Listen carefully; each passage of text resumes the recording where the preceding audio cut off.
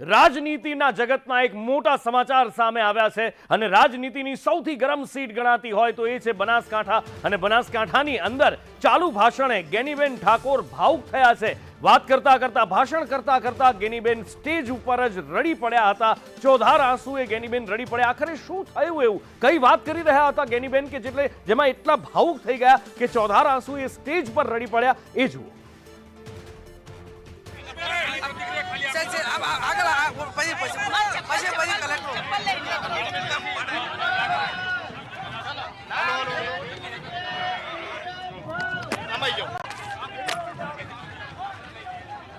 जल्दी फ्रेम आपन भी रडे लास्ट फ्रेम आपो।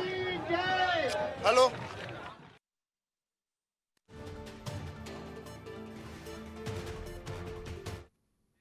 ગેનીબેન ઠાકોર કે જેઓ વિરોધીઓ ઉપર આકરા પ્રહાર કરવા માટે જાણીતા છે, આ વખતે એક નવું રૂપ પણ એમનું જોવા મળ્યું હતું। કટાક્ષ કરતા પણ ગેનીબેન જોવા મળ્યા, પણ આજે જ્યારે તેઓ એક સભાને સંબોધન કરી રહ્યા હતા, ભાષણ કરી રહ્યા હતા, ત્યારે અચાનક તેઓ ભાવુક થઈ ગયા અને ચોધાર આંસુએ ગેનીબેન રડી પડ્યા। પોતાના આંસુ રોકી નહોતા શક્યા। વધુ માહિતી સાથે સહયોગી મનીષ પુરોહિત જોડાયા છે। મનીષ, આખરે એવું શું થયું ગેનીબેનનો? અત્યાર સુધીમાં અલગ અલગ અંદાજ ઘણા બધા જોવા મળ્યા છે, પણ હવે એવી કઈ વાત હતી કે જેમાં ગેનીબેન એટલા ભાવુક થઈ ગયા કે આંસુ રોકી ન શક્યા? નુપુર, બિલકુલ ગેનીબેન જે છે પોતાની ભાવનાત્મક અપીલ કરતા હતા મતદારો વચ્ચે, અને આજે કોંગ્રેસના તમામ નેતાઓ મંચ પર હાજર હતા। શક્તિસિંહ ગોહિલથી લઈને ઉત્તર ગુજરાતના તમામ કોંગ્રેસના નેતાઓ, એમની વચ્ચે ગેનીબેન બોલતા હતા, પોતાની વાત રાખતા હતા અને એવું કહેતા હતા કે જ્યારે હું લોકોની વચ્ચે જાઉં છું તો મને લોકો પૈસા આપે છે, મને ફંડ માટે રૂપિયા આપે છે, કોઈ 11 રૂપિયા આપે છે, કોઈ 51 રૂપિયા આપે છે, જેની જેટલી શક્તિ હોય એટલા મને પૈસા આપી રહ્યા છે।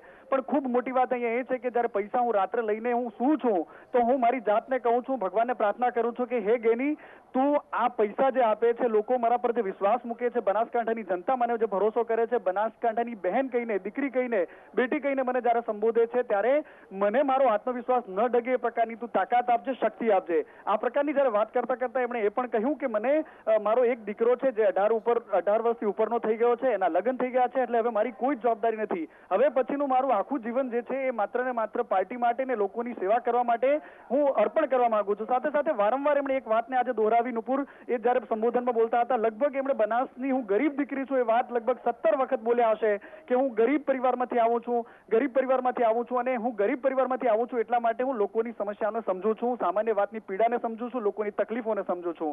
આ બનાસકાંઠાના એવા અસંખ્ય મુદ્દાઓ છે જે મારા ધ્યાનમાં છે ને એને મારે એનું નિરાકરણ લાવવું છે। પરંતુ અહીંની જે ભાવનાત્મક જે અપીલ હતી, અને એમણે એવું કહેતા હતા કે મારો જે આત્મવિશ્વાસ છે, કારણ કે એક પછી એક એમના જે સાથીઓ છે, અમીરામથી લઈને નાથાભાઈ, થોડા દિવસ પહેલા જોઈતારામ પટેલ છે કે ભાઈ અમીરામભાઈ જોશી છે, એ તમામ લોકો એક પછી એક એમનો સાથ છોડીને ગયા છે। એટલે એટલા જ માટે કદાચ એમની અપીલ હતી કે મારો સાથ છોડીને જનારા લોકોની સાથે સાથે જે મારી સાથે અત્યારે જે ઉભા છે એ બહુ મહત્વના છે, અને એટલા જ માટે એમણે ભાવનાત્મક અપીલ કરી મતદારોને, અને એમણે એ પણ કહ્યું કે હું મા અંબાને, ભગવાન ધરણીધરને, જે બનાસકાંઠામાં ભગવાન શિવનું એક મોટું મંદિર છે ધરણીધરમાં, તો એ શિવજીને પણ હું અપીલ કરું છું કે મને પ્રાર્થના કરું છું કે મારો આત્મવિશ્વાસ ન ડગે। ને આ વાત કરતા કરતા તેઓ ખૂબ ભાવુક થઈ ગયા હતા। એમણે એ પણ વાત કરી કે એક બાજુ બનાસની બેંક છે, એક બાજુ બનાસની બેટી છે, એક બાજુ બનાસની ડેરી છે, એક બાજુ બનાસની દીકરી છે, અને આ બધાની વાત વચ્ચે પોતાની વાત રાખતા હતા।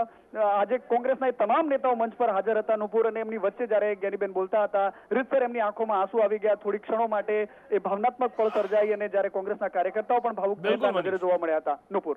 બિલકુલ, અને ગેનીબેન શું કહી રહ્યા હતા એ એમના જ શબ્દોમાં હવે આપને સંભળાવી કે જ્યારે તેઓ ભાવુક થઈ ગયા।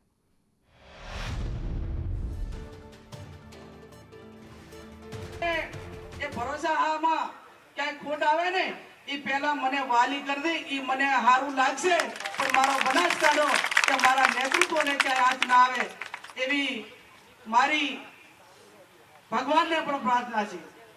ત્યારે મારે વિશેષ નથી કેવું બોલ સાહેબ, પણ જયારે ગામડે ફરું ને અને લોકો ફૂટ ને હાર પહેરાવે ત્યારે એમનું ઋણ મારા ઉપર છે, અને ઋણ એમના લોકસભા એટલે નાની વસ્તુ નહીં, બેટીઓ ખસી જાય છે પણ એને ટિકિટ નથી મળતી, અને આ બનાસકાંઠાની પ્રજાના ભરોસે જ્યારે મને ટિકિટ આપી દે ત્યારે હે ભગવાન કૃષ્ણ કનૈયા મારી નામ તારજે અને મારા બનાસકાંઠાને સુરક્ષિત રાખજે, એની ભાઈચારાની ભાવના રાખજે। આટલું કઈ વિનમું જય ભારત। ધન્યવાદ જમવા। હવે આપણે ઘણા બધા મિત્રોને વિઝ્યુઅલ લેવાના છે, એટલે એક નારો બોલાવશું, બનાસની બેન, બનાસની બેન આભાર વિધિ બાલપુરા તાલુકા કોંગ્રેસના પ્રમુખ તરીકે છે. ગેનીબેનના એ શબ્દો કે જે લોકોએ ભરોસો મૂક્યો છે એ ભરોસો મારે પૂરો કરવાનો છે. લોકસભાની ટિકિટ મળવી કોઈ નાની સૂની વસ્તુ નથી એ વાત કરી રહ્યા હતા અને એના માટે ઈશ્વરનો પણ તેઓ આભાર માની રહ્યા હતા અને એની સાથે એક વચન આપી રહ્યા હતા કે લોકોનો ભરોસો ક્યારેય નહીં તોડે અને એ વખતે એમની આંખમાંથી આંસુ નીકળી આવ્યા.